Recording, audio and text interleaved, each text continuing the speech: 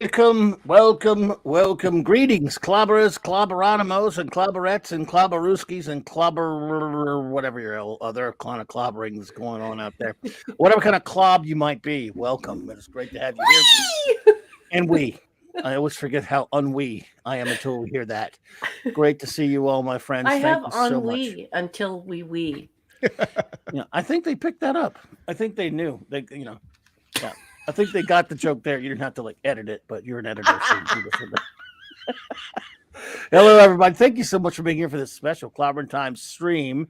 Uh, book announcement stream, I should say, because there's a book out there that you got to see, that you got to go pick up by our wonderful first officer and wonderful co host and my dear friend, Raquel RM Commander Clobberin Briggs.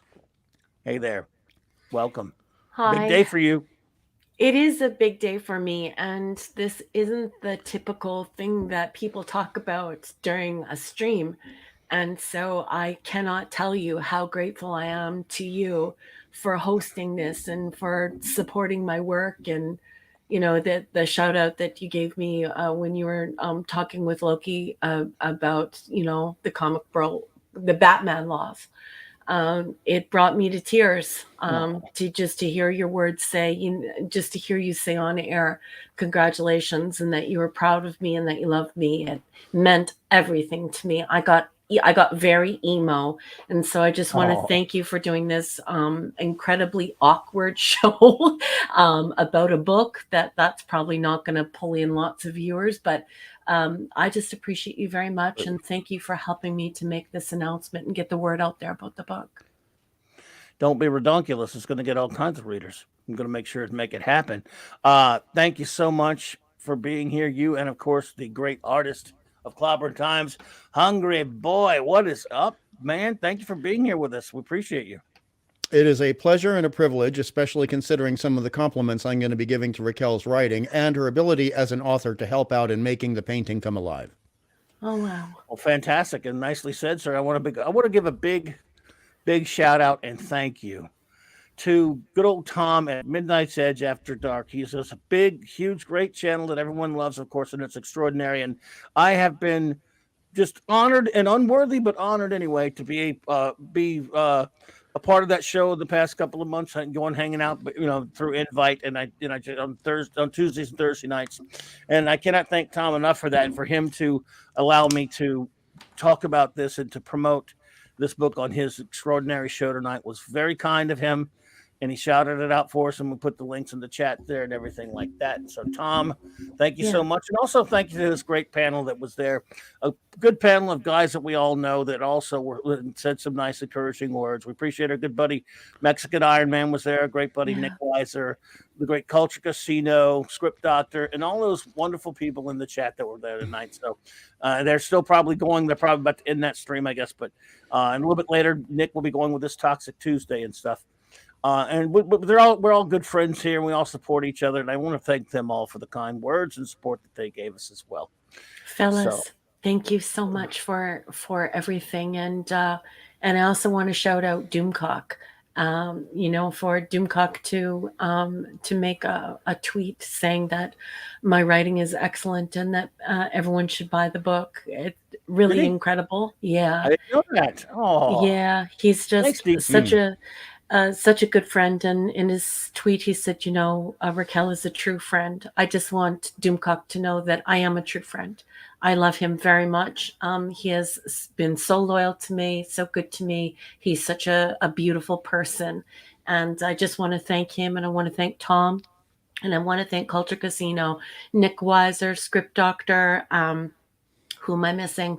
I want to thank Scuba Pete, Mr. Tickle Trunk, J Man, everyone out there, Yes. D Bud Martin, everyone out there who has been putting the word out and just for supporting my work. I love you all very much. It means a lot to me.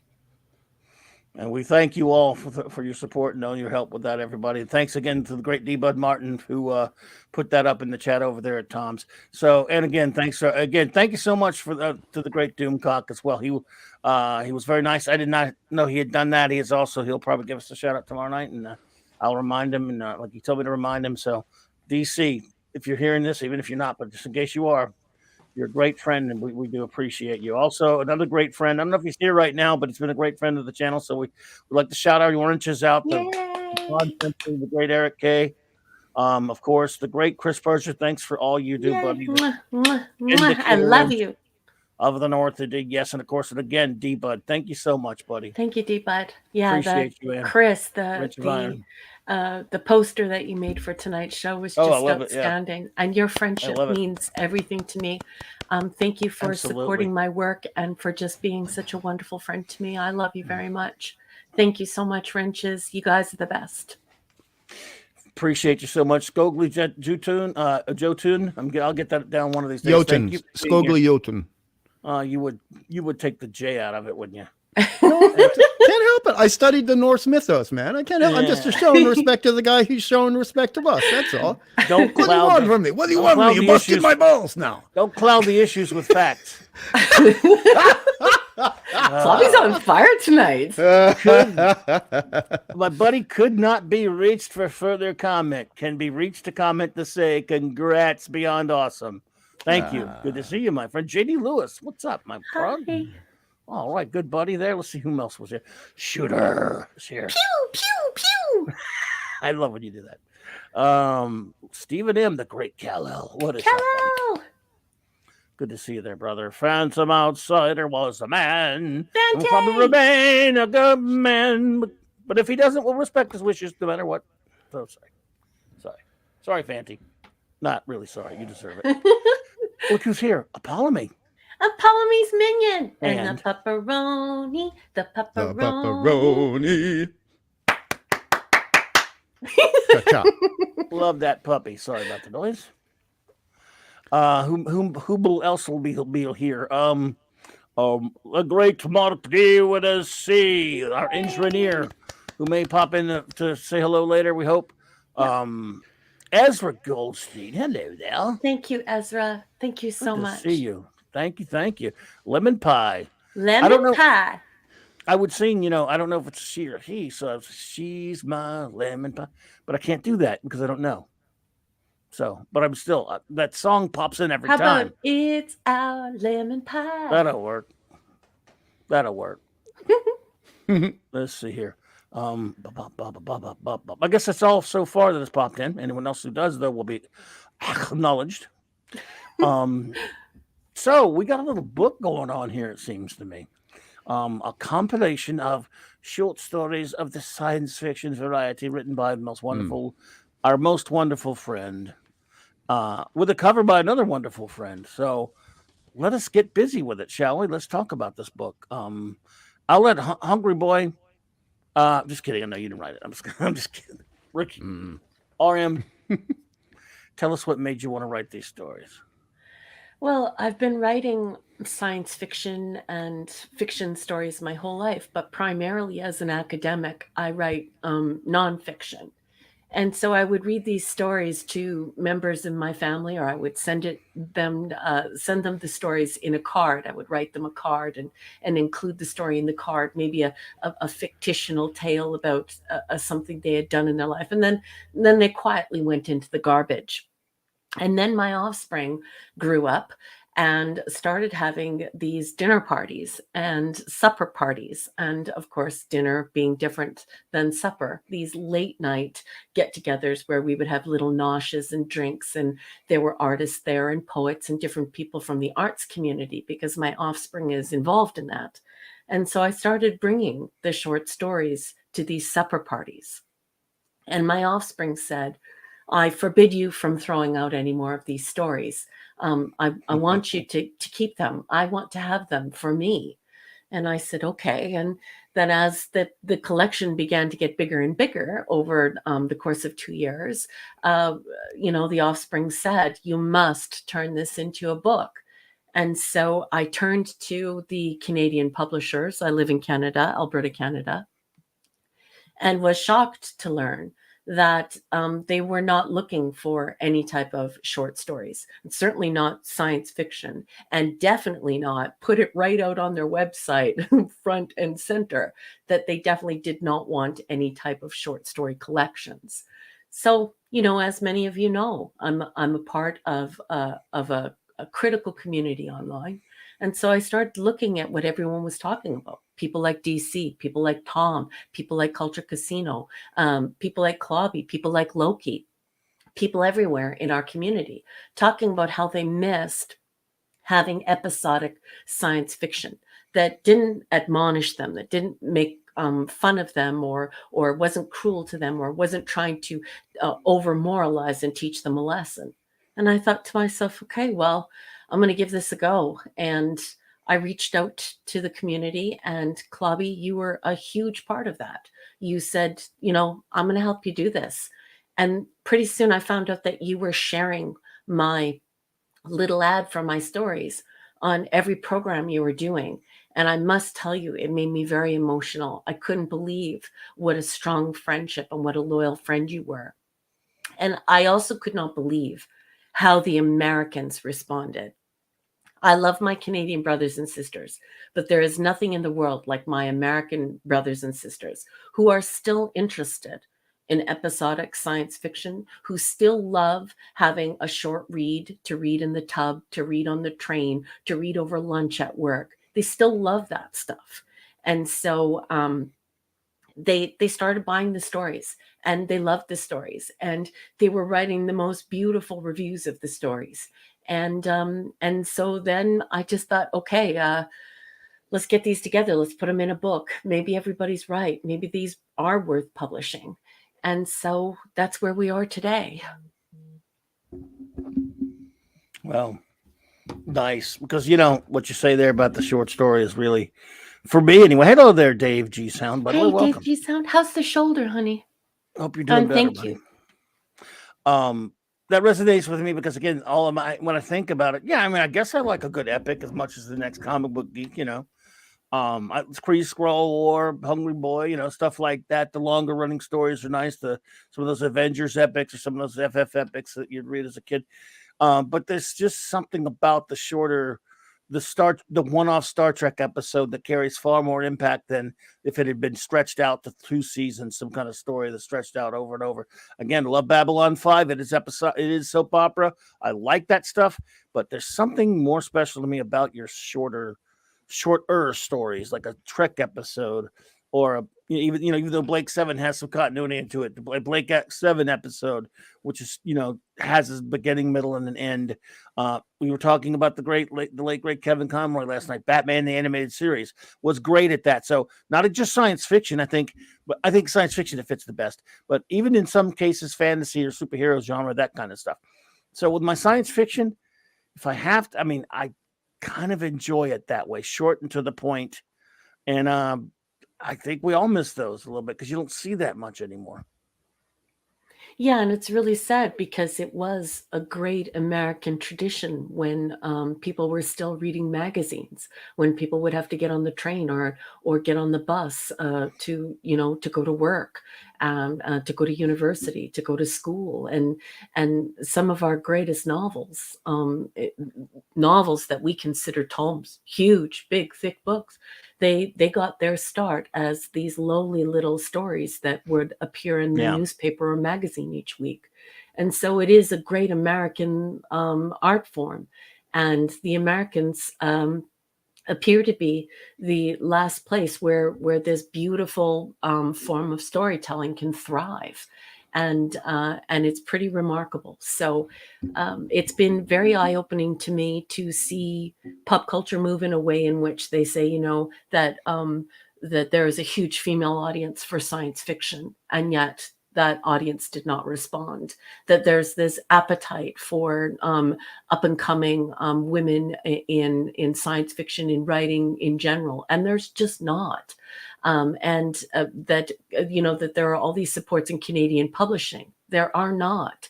And it's just so funny because the minute that I just wrote the stories and gave them to the Americans took off with them. The Americans just read them love them, said, give me more. I want more of this. I want to escape. I want to go somewhere. I want to be somewhere inside of a story for a little while. And I want to have varied adventures. And I felt so fired up. I felt vindicated. I felt like, wow, okay, I could do this. I was so inspired by the feedback that I got. I just make the tales more wild every time, and spend more and more time on the language and try and make them as literary and as beautiful as I could. And so, yeah, I owed a debt of gratitude to Americans for publishing, for buying, for encouraging, for doing everything for me. My readership in the United States is men. It's about 90% men who love science fiction, and I love you guys very much. I'm so happy that I'm telling stories that you're enjoying. Excellent, excellent. And Hungry Boy, what is your take on this? I'm sorry, Hungry for the proper science fiction prose. On not only what Raquel is doing, but what she's talking about in terms of short stories. Hello there, Ironhide. Good to see you. I do have a fair amount to say about that, because one of the most, when I had to study in America, when I was in my teens, and I go back to Australia, and then I had to go back to America to start a comic book career. But I was taking advanced English literature in the 80s, and one of the most important books that you had to study this particular book, and it was 9 stories by J.D. Salinger, and it was considered one of the most influential pieces of literature that the world had ever seen. And even though it was not genre writing, it did have one story that was kind of genre.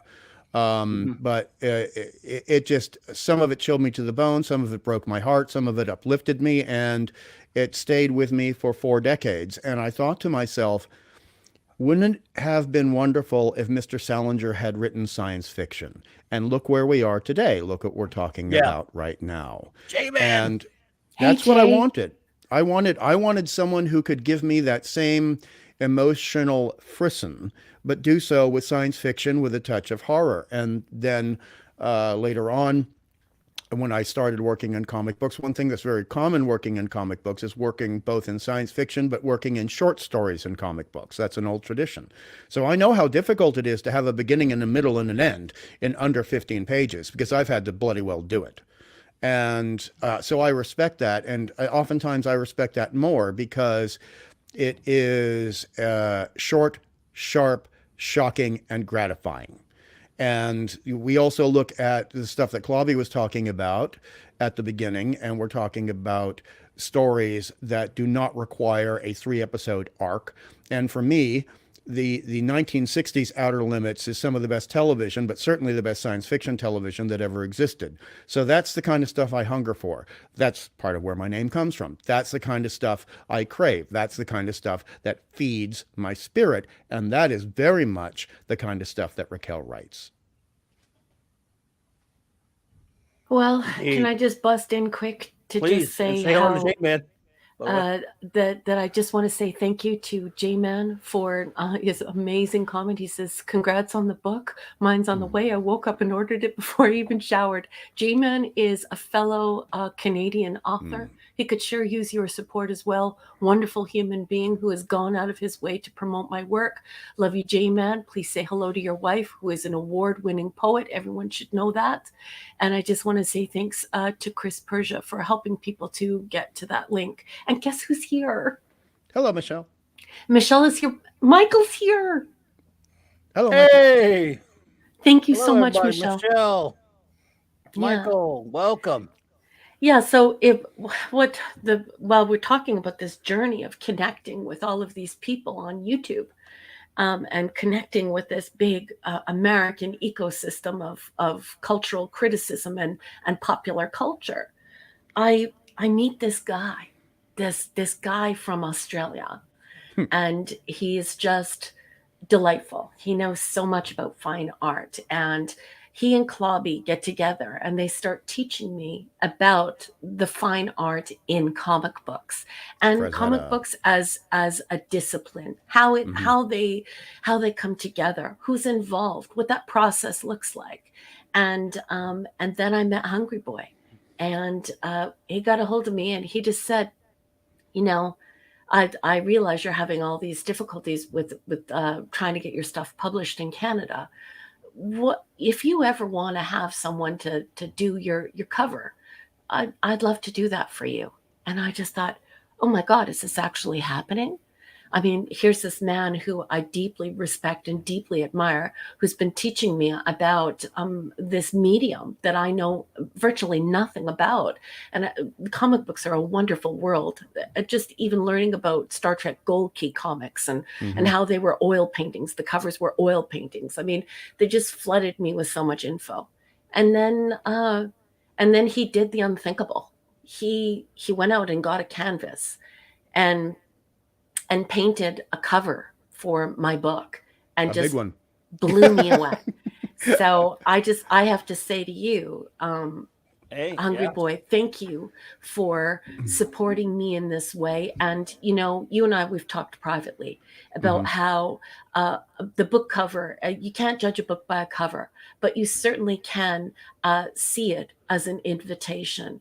And Yes. man, is your invitation ever incredible. I cannot tell you how important it is to me and how delighted I am and how honored I am that an artist of your caliber would donate a painting to me just so that it would be evocative of the kind of art that I like and the kind of science fiction I like and the kind of science fiction and art that Clobby and I are always talking about that we love so much, and stuff that you and Clobby have taught me about when it comes to that comic book genre of, you know, just the style, the inking, the colorization, like the way things are colored in. It's just really truly beautiful. It feels like nostalgia. It has the feeling of growing up in the 70s. It has the feeling of being a teenager and an adult in the 80s, and it feels good. And I just want to publicly thank you for supporting me as an artist and by giving me this generous gift, and you and Clobby just teaching me about this whole area that I knew nothing about. And I love you both very much for that. Well, I love your work, and that's why I did it, because after reading your work, I was inspired, and I could feel those good feelings I got as a kid in the 70s reading this wonderful science fiction. And I thought, oh, it's back. The quality is back when I was reading your work. And also, I just wanted to add that out of respect to you, all the techniques that I used in the painting were 1970s techniques, all of them. So it's acrylic paint and a tiny bit of airbrush on canvas using what's referred to as an eggshell surface. And that takes about 7 hours to prepare, 5 hours if you're lazy. And then you go ahead and you start the actual laying in of some color zones and some masses and some large shapes, and you move on from there. But the thing that's important to remember here is that the painting is the enticement for the potential reader to buy, but without the words that the author has created, and those words having the atmosphere, having the flavor, having the nuance, having the subtext, the artist is not going to be inspired to create it in the first place. And your words were incredibly inspiring to me. They were evocative, they were enchanting, and sometimes they were more than a little bit nightmarish in the way that is intended. And that is what kept me going, even through physical pain for some of it, because the painting is actually 50 centimeters wide by 80 centimeters high. Sorry, I work metric. I don't, it's more than, it's about 2 foot by 3 foot in the American money. And sometimes having to use tiny brushes and contort your body to get areas to look the way they're going to look, as we'll see later when Clobby shares the art. Yes, we're going to do a reveal in a second. But that only comes from someone like Raquel writing. And also the important thing, sorry, you got to suffer some more compliments here, and then I'll be done. The thing, I have actually worked with a Hugo and Nebula Award winner before, and they were not as good at describing what I needed to illustrate for them as Raquel was. She took to it like a duck to water, and a lot of writers are not that good at it.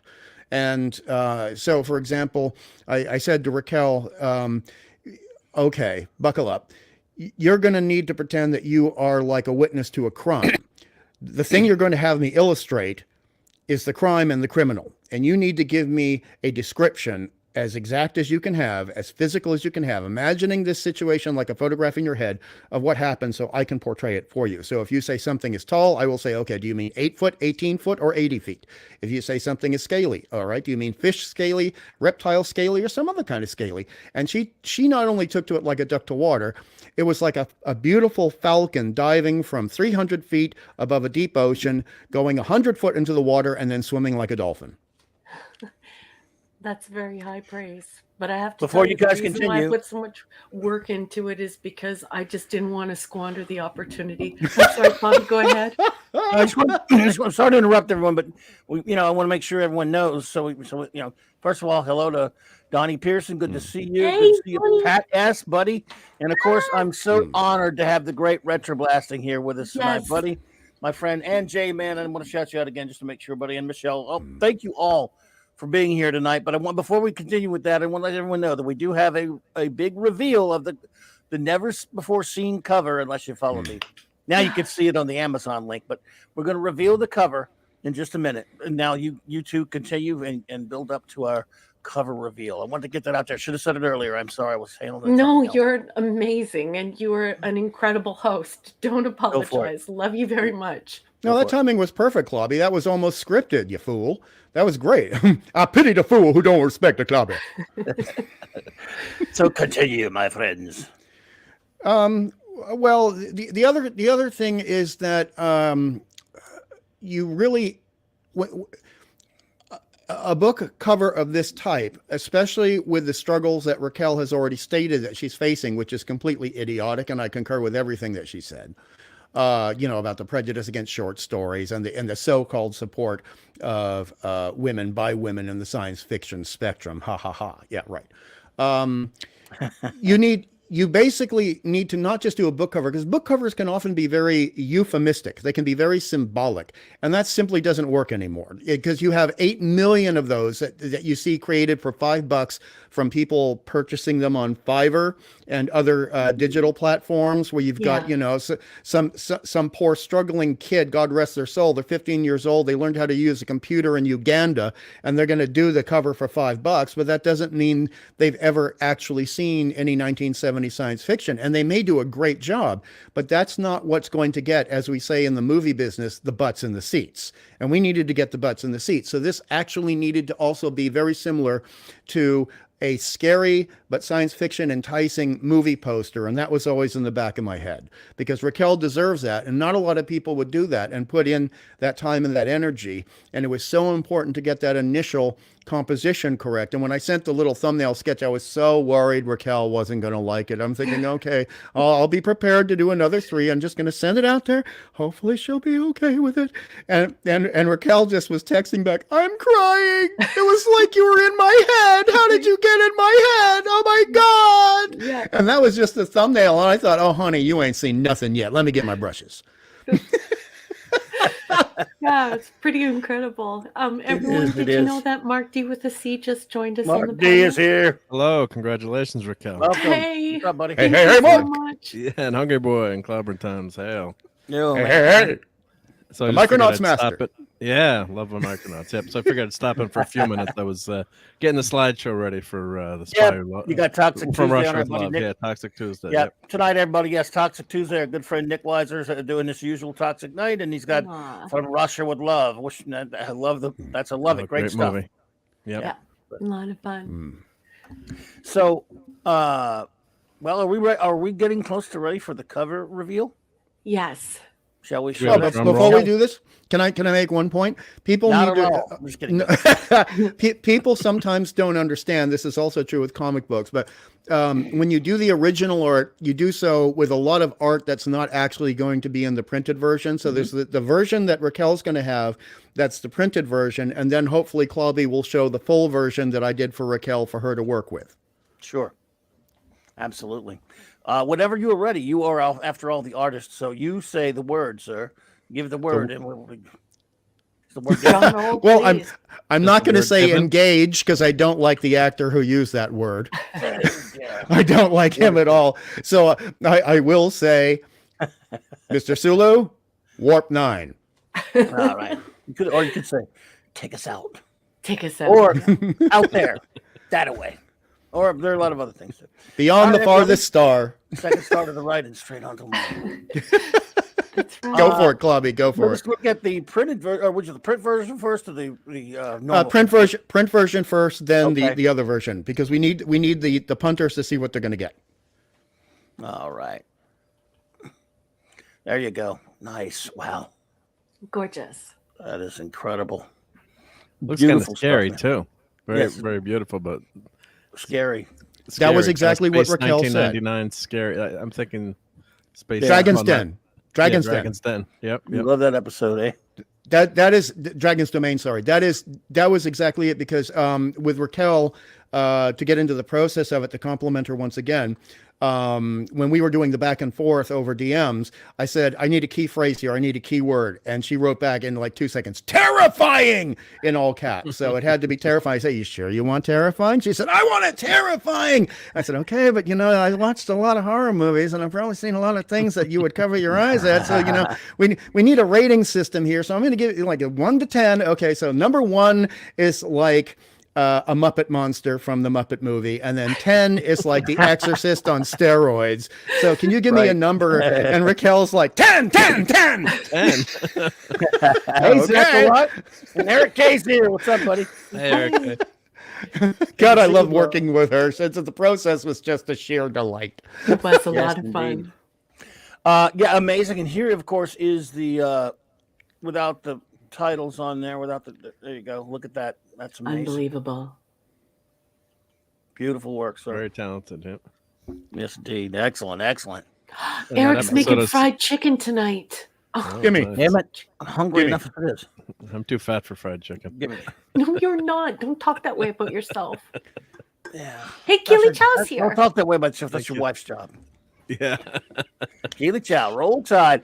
Roll Sorry Tide. about the non-rolling, buddy. But Non-rolling. the LSU 2 fan. weeks in a row. Yeah. Well, they not only got beat by LSU, but then lost then won the next week, putting LSU in the lead. That's just, like, you couldn't even. Yeah, sorry, dude. I know you don't like. Yeah, but Saban deserves it. Sorry. Roll Tide. Anyway, this is beautiful work. It is. This is just wow. And what were the Hungry Boy? techniques you used, Hungry Boy, in this? So you can tell the non-art people. show that okay. I have no picture? idea how you made this. Yeah. I'll try to rush through it, but I basically, you'll like this. Yeah, there was the airbrush. I actually bought that for the painting. I've not used an airbrush in Wow. 18 years. So Oh, I knew I'd need about 10. I got to a certain stage of the painting, a certain phase of it, and I realized, okay, I can do this by hand, and it might take another 10 days, or I can order the airbrush, get it in 2 days, and do what I need to do in 1 day with the airbrush.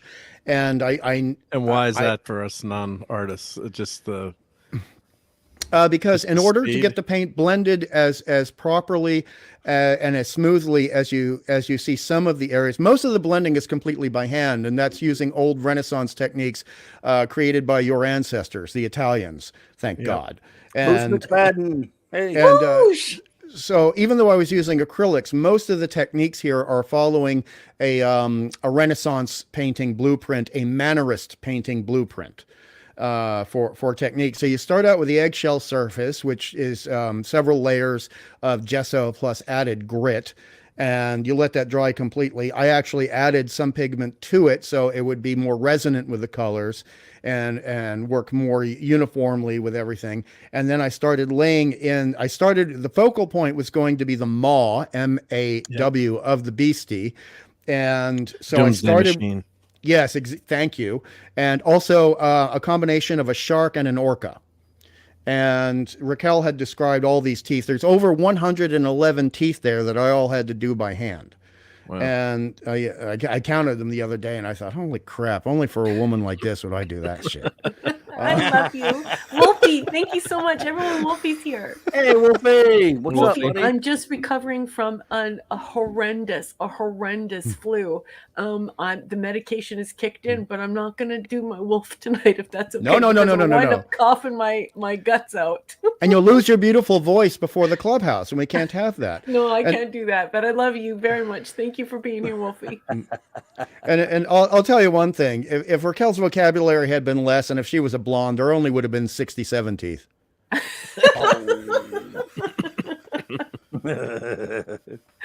I love it. So the process began that way, and then you start laying in the colors, the basic colors, but paying attention to the shadows first, and leaving the other areas, like some of those blue areas, which didn't make the cut in the final version, but that's okay. But leaving areas that were going to be made golden, and then you're using a lot of glazes, some scumbles and glazes, and you're layering things and layering them, and each layer you add helps blend in certain parts and helps bring out the light in other parts. There was also a lot of spatter brush. You see a lot of spatter brush in the work of Bill Sienkiewicz, but also people before him. And that's when you've got really fluid paint, still opaque paint, loaded into the brush, a fairly big brush. You hold it over the painting, so the painting's lying flat on a table, and you hold the brush over it, and you either shake the brush to get the droplets to fall onto the painting, or what I did was I took a heavy steel butter knife and I lightly tapped it, because I knew the physics would work better for that and it would be a more controlled situation. And then sometimes you That's would like on the left side of the painting and the upper right of those spots. Yes, exactly. Good catch, Mark. Good catch. And then also in the middle left, there is the pouncing technique, where you have semi-watery paint over a lightly wetted surface, and a large round bristle brush.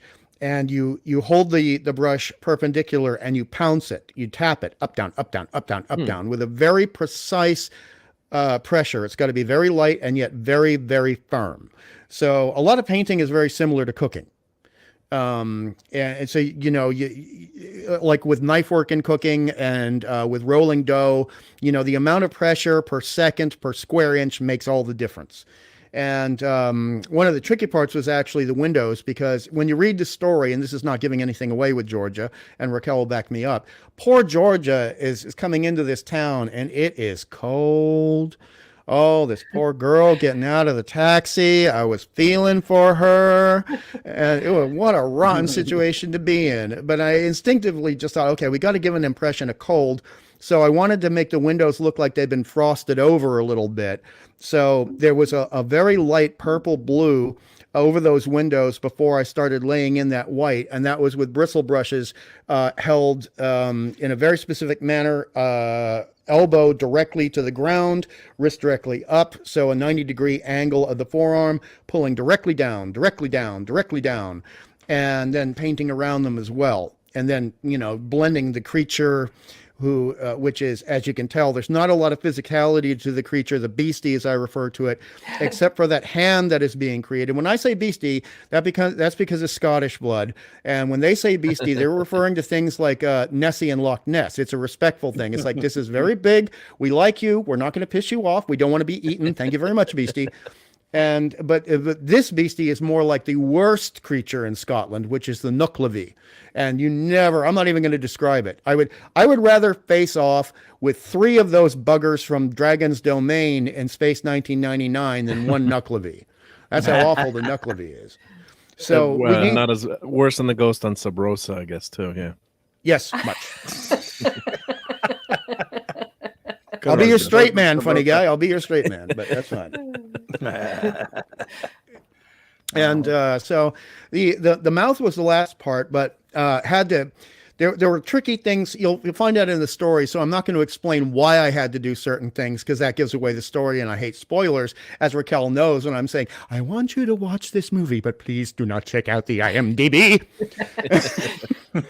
and because the trivia section is going to ruin it. Yes. And so the blue hand is actually not George's, but if you'll look, it's actually mimicking George's. And more than that, I'm not going to say. Poor old Georgia's got her hand up there, and she's terrified because, Raquel said terrifying. And when you read the story, it is terrifying. It's awful, but there's a lot of nuance and subtext. It is an attack, but it's an attack that is nastier than just a monster coming at you to eat you. There are far more elements to it that I cannot reveal. Raquel knows exactly what I mean because she wrote the dang thing. Yes. I hope she does. I hope she remembers her own story. Great job. I mean, there's some moments where you're sitting there going, Clive Barker might appreciate this part. Yes. But no gore Nice. though, Raquel, right? Raquel No. detests- Yes, I detests love to gore, brush but you up love against. the suspense and the Yeah, like. Don't be afraid of the dark type movie. that's Or right. I don't know I if love have you gothic seen that? horror. Have you seen that one? Don't be afraid of the dark. No, I No. think, but the kids were watching. We talked that. about it.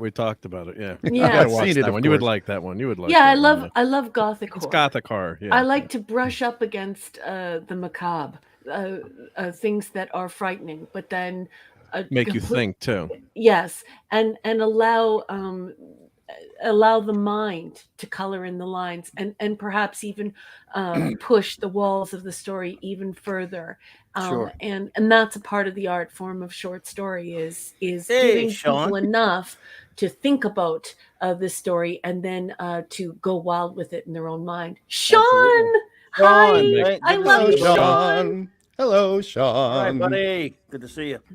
Yeah, and it makes But an yeah, impression here's too, your- because I'm not going to go into my basement tonight because I can now picture those critters from Don't Be Afraid of the Dark that terrified me in my youth. So Yeah, they're yeah. okay. The original 1973 version that was made for us kids, that's much better. The remake, Oh, no, yeah. no, Yeah, no, not the bloody remake, no, remakes, Yeah. bloody remakes. Oh, but and by the way, thank you very much, Michelle. That was very nice of you to say. Very much appreciated. Thank you. Yes, Michelle. Michelle's also writing her own book there too. So that's good luck with that, my dear. Michael. But I always wanted to brush up against the macabre. And then it wasn't Ingrid Pitt's name in those movies. Yes. So retro blasting. You were hoping to Dude. buy a house that was hopefully dripping blood. Ingrid Pitt joke. Yes. He knows there the you go. movie. He knows the movie. Oh, of With course he also does. John Pertwee in it, by the way. John Yeah, in the Pertwee House was in. of Blood. That's right. Wow. Going obscure on us there, dude. But that's That's not obscure. That's not That's how obscure. we Not roll. for us. Well, Not for us. Not for us, but we got to remember what's not obscure for us is obscure to 90-some% of the rest of the world. What everyone else calls a deep cut, we call a paper cut. Yes. Yes, that is exactly the truth. That is exactly the Yes, sir. truth. Yeah, like when an episode of Star Trek comes on, you name the episode number and the title within 10 seconds, and people look at you like you've I'm got always, two heads. Or I can never name the number, but the title I can. yeah. In fact, we used to like a contest of just seeing one. Hey, the great scuba! P! Oh my goodness! What's Hey, up, Scuba. buddy? Scoop! That was a Good to great see you, stream man. today. Had enjoyed watching that with you and Retro Blasting. Yep, a lot of Oh, fun. man, one, I've yep. got it saved. Don't spoil it for me because I haven't got a chance. Oh, it was to see good. I'll spoil that part. Yeah. Well, yeah, there you go. I'm just kidding. Because Michael and I are similar about that with spoilers. Michael Retro, we think we call him. I call him. He doesn't do this. I'm not going to accuse him of this. But people who are worried about spoilers, Claude and I, we call them spoiler pansies. What kind of pansy cares about spoilers? I do when I'm recommending things to Raquel. Thank you very much. Now, go there ahead. we Yeah. go. Well. Spoiler pansy. When I sat down to watch, when I was at the world premiere of Wrath of Khan, and I'm reading Starlog, and then they spoiled the whole Kobayashi Starlog Maru did scene do for that. me. Yeah, I'm in the movie theater, and I'm reading it. Oh, that That hurts. is terrible. I Oh. just met, but I of course I remember didn't that. just get to meet Leonard Nimoy, so that kind of was okay. But yeah, some spoilers do suck, I have to say. Oh, Yeah. look! If I'm halfway kidding about that. I don't. Yeah. If you don't want to be spoiled, I don't do it out of cruelty to anyone else if they don't like it. But for me, it doesn't matter that much. But if I'm about to watch something tomorrow, I go, yeah, I'll avoid info on it and watch it. But Yeah, if something gets spoiled for me, especially by the way, if it's something that's been around a few years, then yeah, I don't have then you don't get any sympathy Yes. for me. But if it's something new, Yeah. Yeah, but see, here's the thing. Remember how Raquel loved the movie Unearthly Stranger so much that I recommended to her? I gotcha. If you look at the ending of that film, that is a crushing, chilling ending. Not as bad as Seconds, but it is still. I mean, Raquel knows the ending I'm talking about with Yeah. the gathering crowd at the end, Yeah. and you kind of can't. That film and some films are like a sweater where if you pull on one thread, the whole thing becomes a ball, like a massive yarn at your feet, and especially some endings completely in a linear format come from Act 2 onwards, and so I just get really I admit I am a persnickety pansy about that crap, and I'll wear that shirt. I'll wear that shirt, Clobby, for you. I think the people who get a little crazy about it bother me, but I understand that. But look, what is it? Wait, what is this? I'm not sure what this. Did Mark Was it? Did Mark almost say retroblasting? Well, I was clipping a James Bond. I was clipping a James Bond movie tonight. I guess that was, one of the best I'm ones. not sure what that refers to. There, Boobies. It refers to boobies. Oh, and speaking of boobies, that goes back to Ingrid Pitt, and Ezra wanted to know the John Pertwee film. The film with John Pertwee and Ingrid Pitt is called The House That Dripped Blood. That's the movie you want to look for. It's considered a classic. It is not overly gory. There's almost no blood in it, but it is a magical, beautiful, atmospheric little film with as Clobby will agree, a large amount of humor in it and in jokes. I'm not saying I've seen it. I just know about it. Okay. I don't watch that kind of. I don't watch those movies. I mean, I would watch it just for him, but put it like this: if I've seen it, it was so long ago I don't remember. I'm bad about it. Yeah, all kind of crap that I'll go. Oh, I've never seen that, and then I'll find out. I'll put it together, put two and two together, look at things, and go, oh, maybe I did. And many things I'll go, oh yeah, I've seen that, or maybe I just heard of it and think I saw it. I can't remember now. My memory is just garbage. Boobies, I made it back just in time then. Yeah, you go. Hello, D-Bud. God, I love you. You're a great guy, just D-Bud. in time for the rack. Tuska was robbed. Oh, man. Oh, man. Boobies, Yeah. boobies. Boosh. No, Boosh. Bad Boosh. Timeout corner for you, Boosh. Uh-oh. What did he do now? I'm not reading that, What Boosh. did Boosh do now? I'm not. He's booshing it up as usual. He's booshing it up. No. I like Scuba Pete's comic. Oh. Every home improvement I won't quote you. project. I'll definitely salute Boosh for that one. It's a good one. Oh, boosh.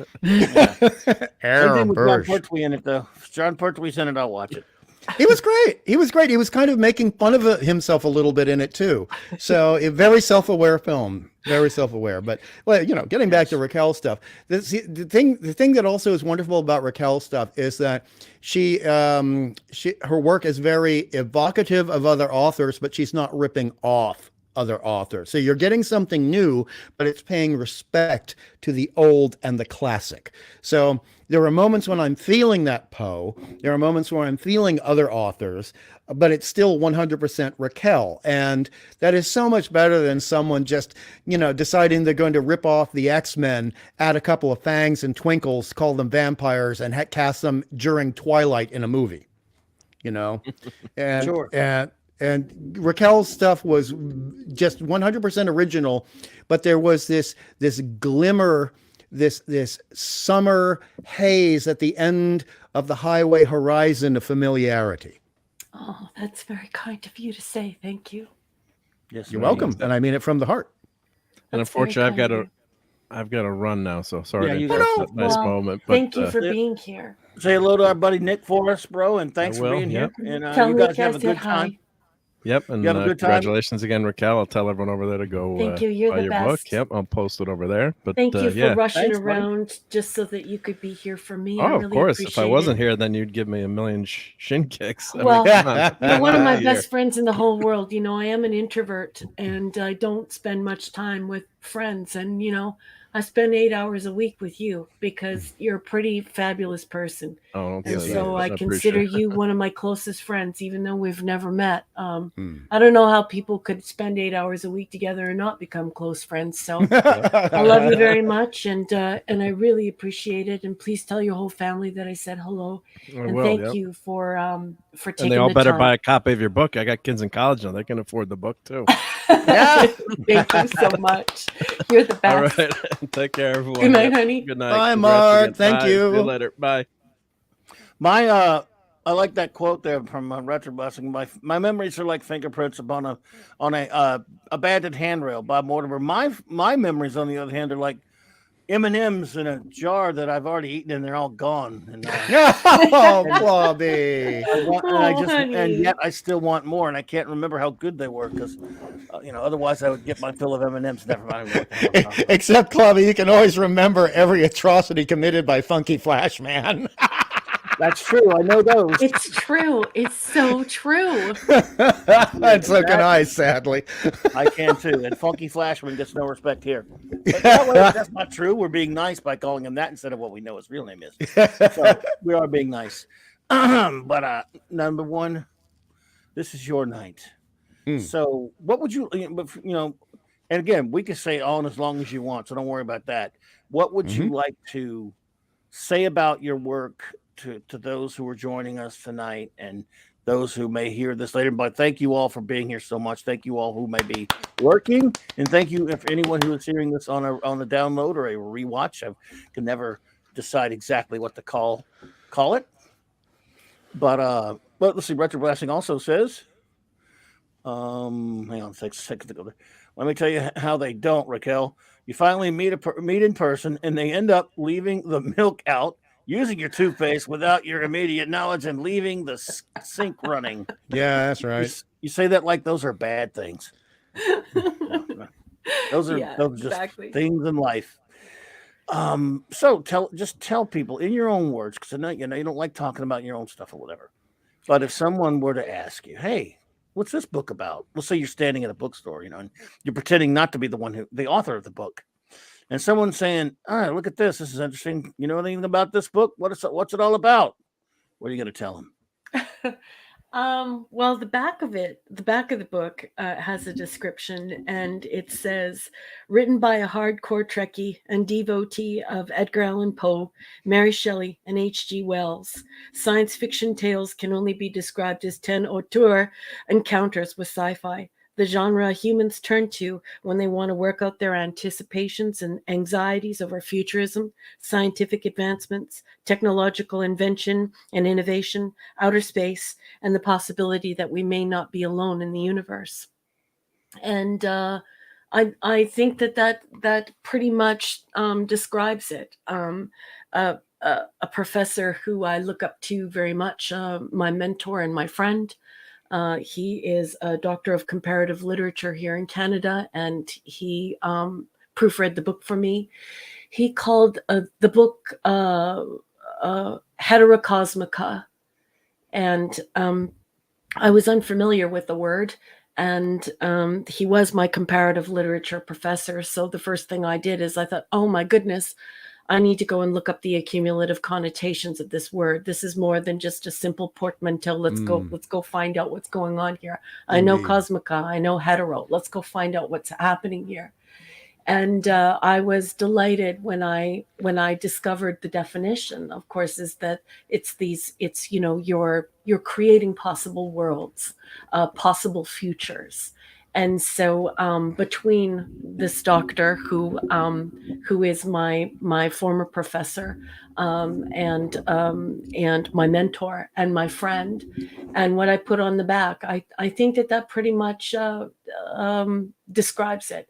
I really wrote this book for people who are looking for a classic story where they could just get into the story and it was just about the story, not about who they were going to vote for at the end of the day, and episodic. I really wanted people to have an adventure and be able to say, oh my gosh, and sort of either be left exhausted, left thrilled, or left contemplative, and to just have that experience and to enjoy themselves. And they didn't even have to go to a poll to do it. And for some of us, we were left feeling all three, thanks to your talent and skill. Because that's another thing. Can I give another compliment just before you go on? Yes. I have to give the compliment. There's no limit to compliments of Raquel here. Oh my gosh.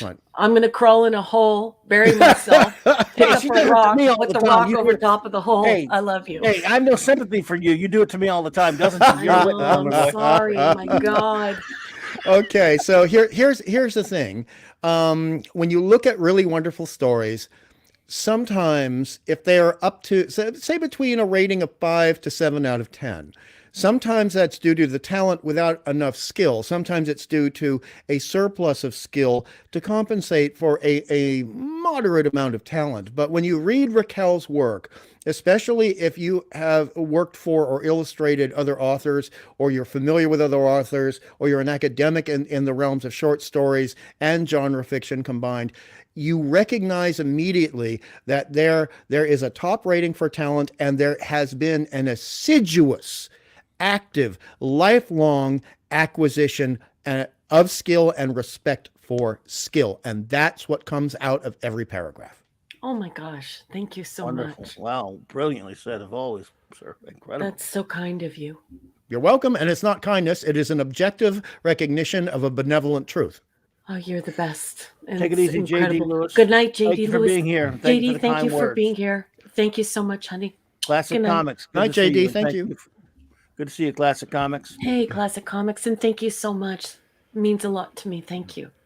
Yeah, really, really great to see you all here with us tonight.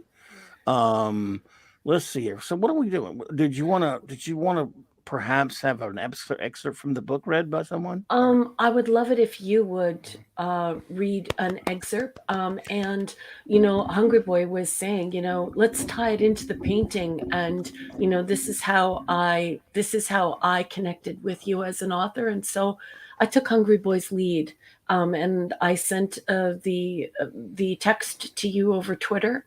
Of course, I can send it to you. No problem. I'd have to learn how to read, though. Well, I love you. And I just sent you enough to get people to the point where they sort of figure out that something's going to happen. And then I didn't send any more. So you can feel free to read that whole excerpt that I have sent. And I hope that people will connect to what Hungry Boy connected to. And I hope they enjoy the story. It might take a bit if you're for that. We could Let's do that do it, again. boss. I'm gonna ruin it probably with my crappy No. so-called readings. Thank you, skills, Scoby. But No, you're beautiful and I love you. Let's just do this. Do this. Do this. Do it. Let me see if I can make my screen bigger. Make it bigger here so I can see this thing. All right. This is going to sound terrible, so don't blame me. Don't It's me reading it. All right. Okay, this is from us. Do you want to tell them what story it's from? Yes, this is from Georgia, Old Montreal, from Science Fiction Tales. Okay. It was 2 p.m. when her plane finally landed. Forever the planner, Georgia pre-booked a car and driver to take her to her hotel. It was one of the few perks that kept her in the job, city to city, province to province, state to state. The weekly grind that had become her custom after the economic downturn. The best way to stay employed was to teach companies how to scale back, skim and claw back costs. See, I told you, and employee benefits. It wasn't a job she was proud of, but a fate she could not escape. The mortgage loomed. Letters requesting her student loan payment sat in unopened fat stacks in her recycling bin at home. Georgia tried to put it all out of her mind. Keeping companies afloat keeps jobs available, she whispered under her breath. But pitching herself her own rhetoric always left her with the nagging reality that it was all about squeezing out as much profit as the company could. None of her clients were ever as for any foreseeable or realistic financial danger. Now you know why I don't work for a one of those audio book companies, because I've never read. I haven't read this part before, so I'm going cold. Sorry, I'm so no. Your cold read is awesome, boss. It's awful, and you know it. Anyway, but I'm going to do it anyway for you. Having hustled her way to the baggage return area, Georgia hauled her heavy suitcase off the luggage belt. It slipped from her hand on its way down and ran her nylons, opening her skin above the ankle. She cursed the ruination of the small amount of blood that appeared where the skin was torn away. Adjusting her shoulder bag, her purse, and the long scarf the Montreal cold required, Georgia rolled her suitcase towards the exit. Hang on a second. Beyond the doors, a rush of Arctic wind sent her thick, long red hair, now I'm in love, fleetingly, like a sail that rises and falls in an impetuous gale. Amid a sea of hybrids and electric taxis, she spotted her black limo immediately. Her driver popped out and relieved Georgia of her impedimenta. Did I say that right? Impedimenta? Yes. Okay, I didn't think I did. Impedimenta. Okay, not a word I'm familiar with that much, I got to admit, because, I'm kindergarten read level here.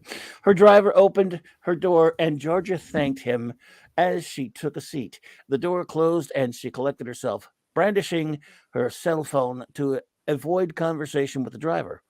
Her chauffeur obliged her and started for the hotel.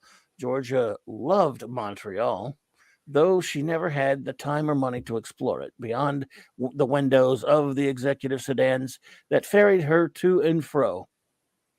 It was this very situation that prompted her to choose a new place to stay this time, a hotel in the oldest part of the city, where the storied masonry buildings scraped the sky.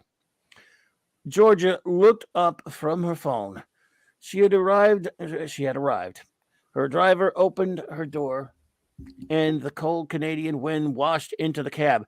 She popped her legs out and revisited her spoilt hosiery and fresh gash. Hang on a second. Recovering herself on the sidewalk, she perused the towering hotel. She spotted the turret she had booked, and perused again. Sorry, let me move this thing to my closer. I can't see. All right. Pursed her mouth. See, I reversed it with perused. I can't see. Sorry. Her mouth pursed her mouth. I know. I can see it now, but I was going too fast. When you try to go too fast and get ahead of you, her mouth in an arrested grin. If she was going to live out of a suitcase, if she was never to properly meet the city she adored so much, she was going to stay in style. So a suite encompassed in 5 floor to ceiling windows at the top of old Montreal was just what she was looking for. Georgia slipped her driver a gratuity, a politely ejected "Merci, madame," and gestured. He politely ejected "Merci, madame," and gestured, offering to carry her bags into the hotel. I'm terrible at this. Almost there, though. Georgia declined and sent him on his way. She hurried to check in. The foyer was warm and smelled of fresh flowers and the wooden beams that lined the brick walls. It was quiet, but for the sleepy jazz that played in the background. The desk clerk, a beautiful young woman with a stark black faux hawk hair, black faux hawk. Okay, clad in a clumsy hotel uniform. I'm terrible. Greeted Georgia in French and English. When Georgia responded in English, the desk clerk responded in kind, though her HS were mute. Her HS were mute. Her H's were mute. Okay, that's a nice touch. It tells me something, actually. Georgia longed to string elaborate and sexy sounding French phrases together. She kicked herself for not using her Learn French app more often. The desk clerk ran Georgia through the hotel's amenities and reiterated that the company credit card was on file for extra provisions to a limit of 100 Canadian dollars. Georgia nodded. The desk clerk became visibly uncomfortable while rattling off the information. She was continually surveying the room. Georgia inferred that the desk clerk was earnestly looking to no avail for the hotel's bellhop. I don't need help with my bags. I'm really tired and I just like to settle in my room. I have a big day tomorrow, Georgia relayed. Sorry, please, merci. She tumbled out in true Canadian fashion. Hang on. Very well, the desk clerk replied. Here is your key card. Please make your way to the top floor, suite 800. The desk clerk motioned to the elevators. Enjoy your stay, Miss Collins. Georgia entered the elevator, rolling her suitcase along and pressed the button with her elbow. Can never be too careful, she thought. I don't need a cold right now. The elevator delivered her to the penthouse floor, and Georgia took delight in placing her key card in the slot. The door opened onto a suite filled with windows that framed the neighboring architecture and frosty winter sky. Georgia wished it were a hot, sunny summer day, but tore off her coat and scarf, and hustled herself to the panorama. The street below was peaceful compared to the busy Montreal roads that lay adjacent. A massive window washing crane and a lonely bucket were the only things in the laneway. George's eyes traced upwards, and she noticed the whip of a white cloth over the roof where the turret met the building. Georgia dismissed it as a fragment of an old flag, weathered and worn in the wicked winter wind. She retreated from the bank of the windows and unpacked her things. Almost there. Let's see. With a triumphant huff, she freed herself of her ragged pantyhose. She rearranged a small table of chair closer to the bank of windows and opened her laptop. Before taking a seat, Georgia fired up the single-service coffee maker, opened the mini fridge, and threw together his coffee and Irish cream. She sat down and set to work reviewing the next day's pitch and presentation. She sipped on the warming. Now that word I'm having aperitif. How do you say it? Aperitif. Aperitif. I don't know what that is. Okay, but I know it's something you sip on. So there you go. And remembered that she had pre-ordered room service. The dinner hour was nearly upon her, and having passed on in the in-flight lunch, she was famished. Out of the corner of George's eye, she saw a lash of white against a window pane. She looked up and noticed that the cloth was not a piece of a flag ripped away by the wind, but rather a remnant. A remnant took shape as a cloak, or was it a dress? She stood up to gain a vantage point on the upper half of the sheath now billowing against the window. Georgia pressed her face against the cold glass and strained to see the full measure of it. As she did, it unfolded and a hollow face appeared opposite hers. Georgia jumped back from the window, knocking the table and chair behind her. All three went crashing to the floor. And that's all I have there. Yay! I'm sorry, Thank it you. sounded so horrible. No, you did a beautiful job. No, What is Clobby. annoying so many people. No, Clobby, you did a great job. And sometimes the hello, antiderivative Jill. Wonderful to see you here. Hey, Jill. When you're reading something in a manner which is physically foreign to you, it's not as easy to read. When we're used to reading to somebody from, say, an open comic book or an open novel or an open storybook, then it works. But this computerized crap we have to deal with day to day, especially when our eyes are beginning to fail, make it incredibly difficult. And you did extraordinarily well. And you actually probably had almost no flubs, even though you think you were flubbing it all the time. Flubs, bad ones. You were wonderful. Grimdark, welcome. She reads extemporaneously, and that's what what I was doing. But That is exactly what you were doing. It's not easy. Yes. No, it's not easy. I still was pretty terrible at it, but it was no. It was remarkable, and actually, your voice was really, really good for it because it provides what Raquel, I think, would agree is a counterpoint. Because this is a situation that Georgia is in, and we left it right before things get really hairy, scary. Which is very, very cold and very inhumane, pun intended, Raquel. Yeah, and therefore, Clobby's warm, humane voice starts intimating the horror of it even better. Yes. Well, I do see that. Thank you so much. You're too kind. I mean, it was. I'm not that tough on myself because I understand I'd never seen that before. But these people who read these audiobooks rehearse it and they edit it and all that stuff when they mess up lines. I was not able to intone, and I was going too fast, which has always been a problem when I read out loud. I go way too fast and mess things up. But I want to say some hellos. Your old toys. Good to see you. Yay. Welcome. Hello. Thank you for joining us. Thank you. And DJ Ronnie G. Good to see you. DJ Ronnie J. Jill, again, good to see you. Thank you for being here. Colonizer Jeebus. What's up, buddy? Colonizer Jeebus. Dadman. Oh, my goodness. Dadman of the Dadman Hey, Dadman in the Dadman clan. Hello. Good to see you. Max Redstone's here. I want to do Maximum Redstone. I don't know if I can. Let's try. No, Maximum Redstone. Don't mess your voice up now. Well, thank you too much, Chris. Believe me, You guys never can insult me. In fact, if you told me I read it like crap, I would just go, "Yeah, I agree." You can't.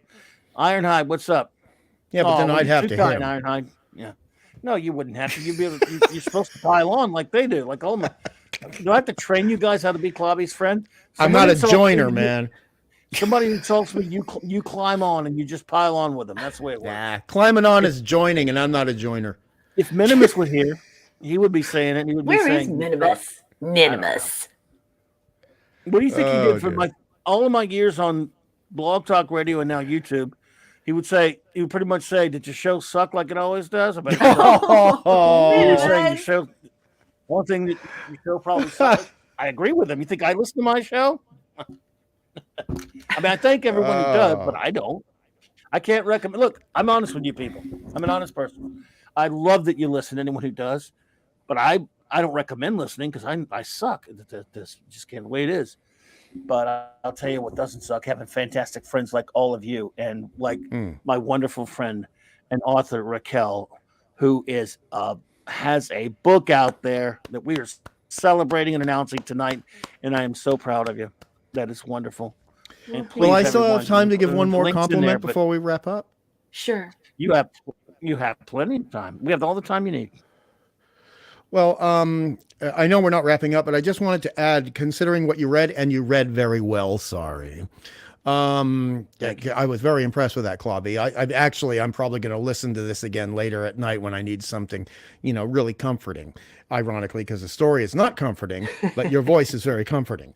And I like counterpoint. I like juxtaposition. But the thing that again, going back to the classic stuff, is that when we got to the intimation of the white wisp, the first moment when Georgia looked out the window and she thought, what's that on the turret? I thought, oh, here we go. It begins. And also, it reminded me very much of a story I'm quite sure that Raquel is familiar with. Again, it was an echo of the story. It was not repeating the story. When something starts out cozy and then it starts getting worse and worse and worse until you're wondering if you're going insane. And that is The Strange System of Dr. Tar and Professor Feather. I have not read that. Oh, that's one of Poe's bests, darling. That's one of his best, and it's one of the most horrifying. And that's actually I can't say that. That's going to be a spoiler if I tell you what I was about to say. I can't do spoilers, but when you get to the end of that short story, you will know where a certain phrase that has been in circulation for 100 years in the English language has come from. Oh, if it's Poe, then perhaps I have read it, but I read it when I was much younger. It's the one involving an asylum. Yeah, I probably read it. I read his collection when I was quite young, but then unfortunately when you get to university, you only get to study a few of them. You only have time to study a few, but I will go back and read that again. I have two beautiful bound collections, so I will definitely get in there and read that again. Well, Jill. Hey, Jill! Jill, thank you. Hurrah for I love Jill. Jill's reaction. Jill earlier just yelled out, Clobby stopped at the creepy part. Yeah, I know. But he has to, because otherwise you give it away. You give it away. Yeah. You can't give it away because it actually, the ending is, I'd say even more than the ending. It's one of the things I can't stand about people who write movies.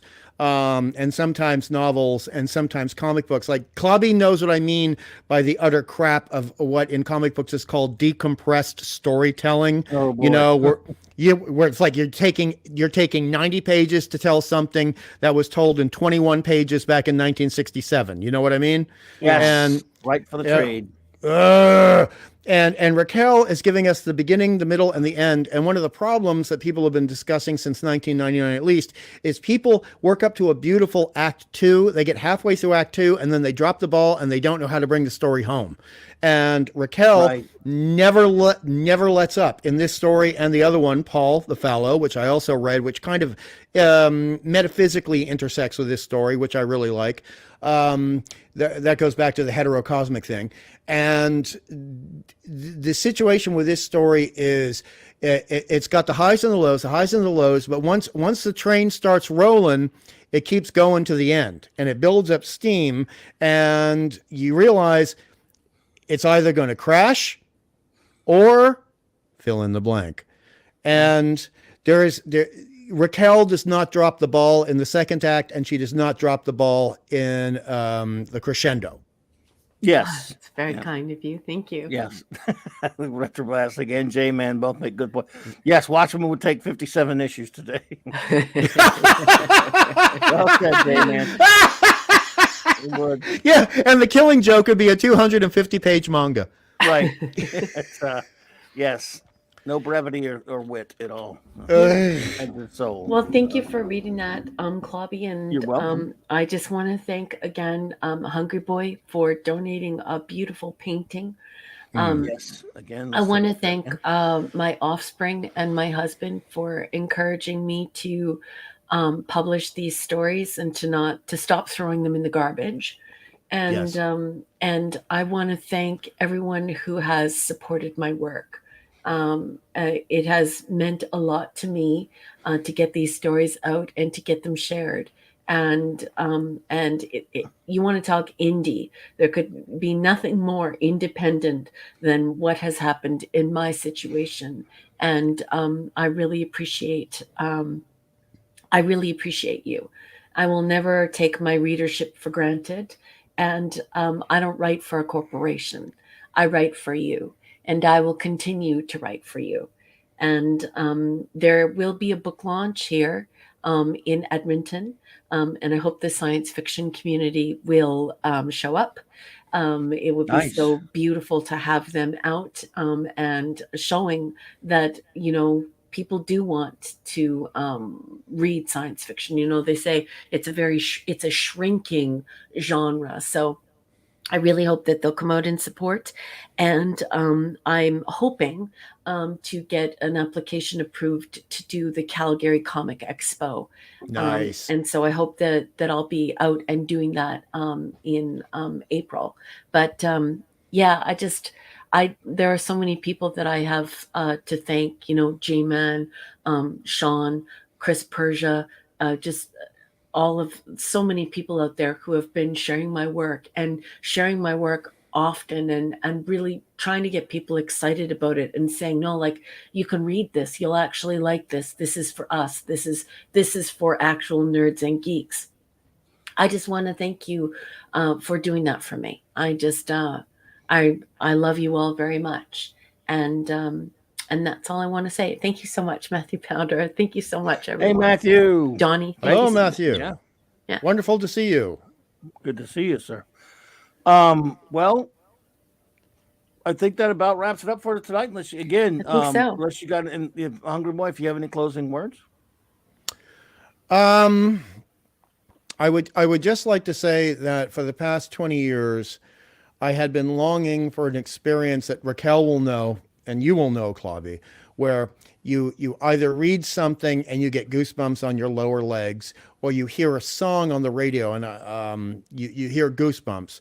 And I'm going to tailor this for Raquel, and then she can explain it to Clobby afterwards. But Clobby will understand. I'll give one for Clobby. The first time as a kid or a teenager you see Fantastic Four art from circa issue 49 to 91.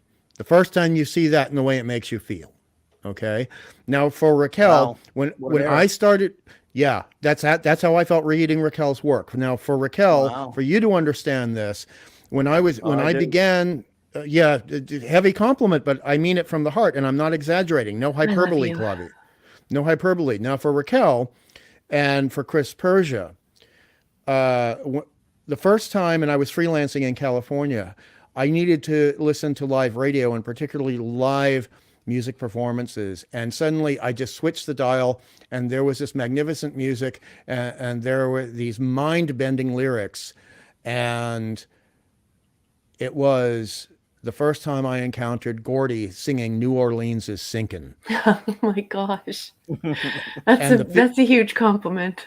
And the way I felt when I'm getting goosebumps right now thinking about that music and thinking about your work. And when I read the Georgia, just like when I first heard Gordy singing New Orleans is Sinking, and Grace 2, and Fiddler's Green, I became a fan for life of the Tragically Hip. And the moment I read Georgia, I was a fan for life of your work. Oh my God, that is such high praise, and thank you so much. It's a great honor. It is such a huge honor. It's an honor to write for the science fiction crowd. It's an honor to write for geeks and nerds. They just want you to be sincere, and they just want you to write your best for them. So Exactly.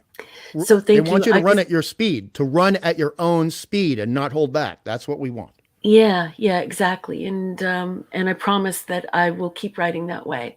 I started the second volume of stories just yesterday, so I'm gonna nose to the grindstone and get those done. So thank you everyone for coming out tonight, and thank you so much.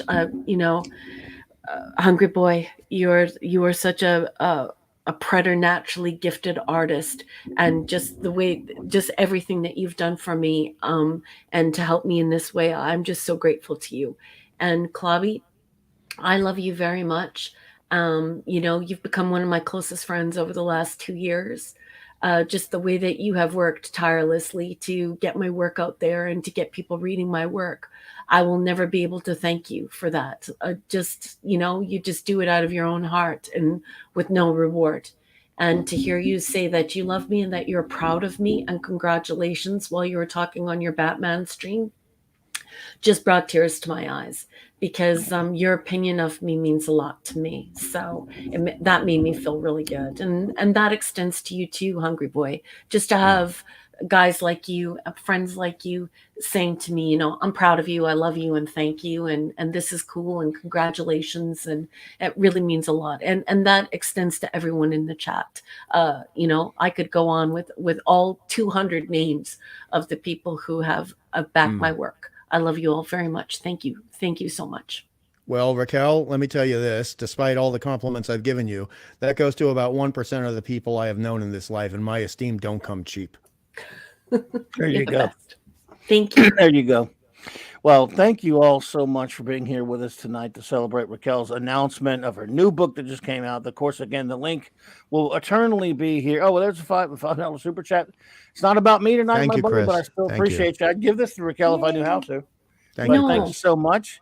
He says, amidst creative hell, where's true sci-fi? We all dwell, blessed with the glories of Raquel's short stories. Maybe now things will be more swell. Oh my gosh, The master what of the work. That's a really Thank you, cool Max. limerick. Thanks, babe. Thank you, Max. You're a mensch, too Max. kind, You buddy. are a mensch. You are a mensch, Max. And if you were here, God, I'd hug you so hard, Max, if you were in my home right now. Talented some gun too, ain't he?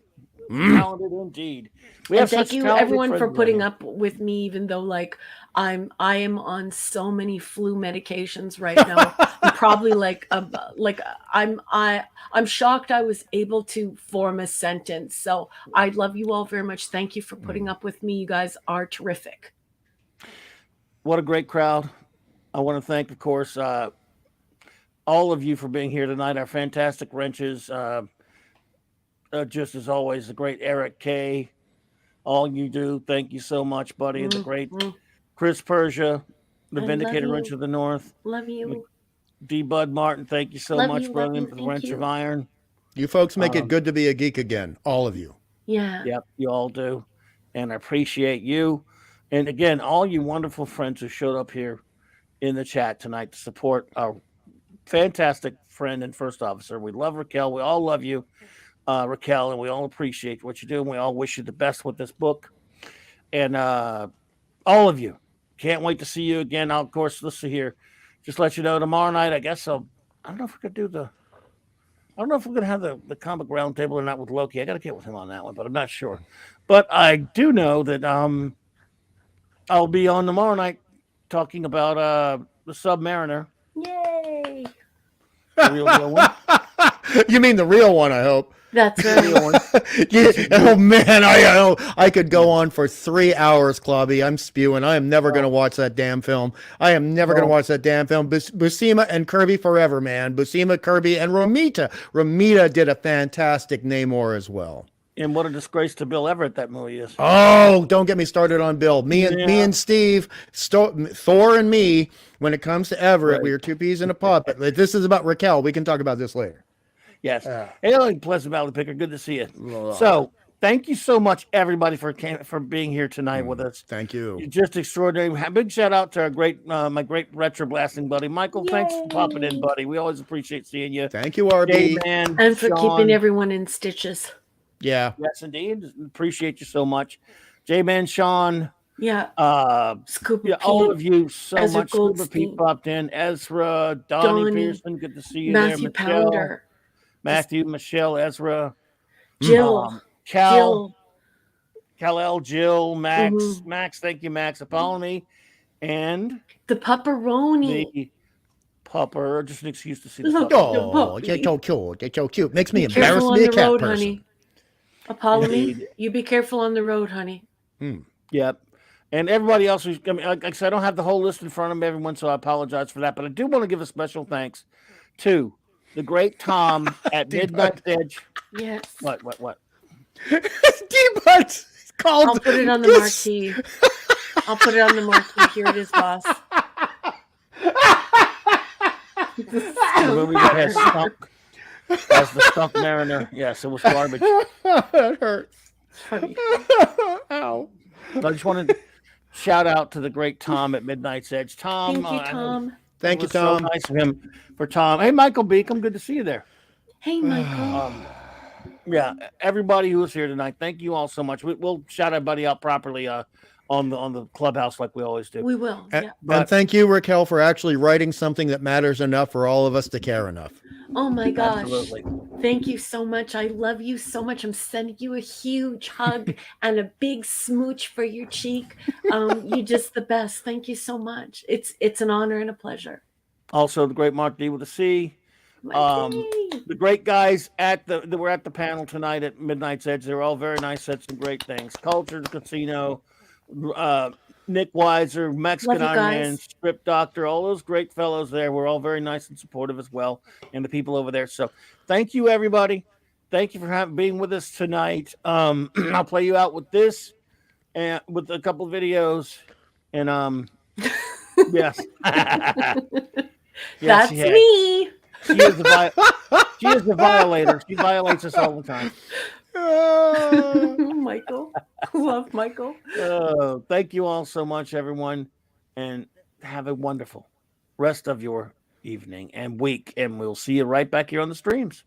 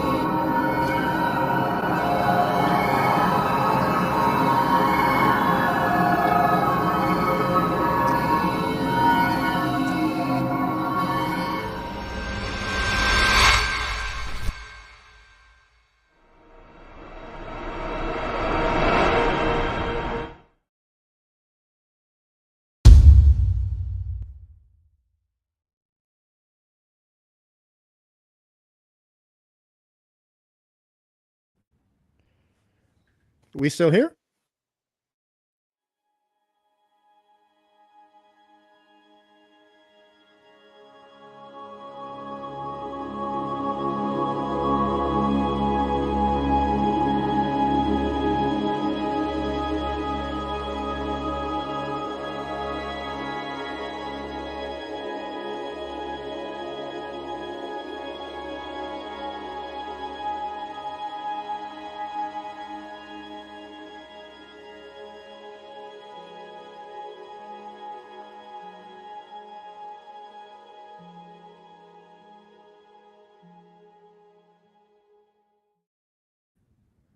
And one further announcement, folks.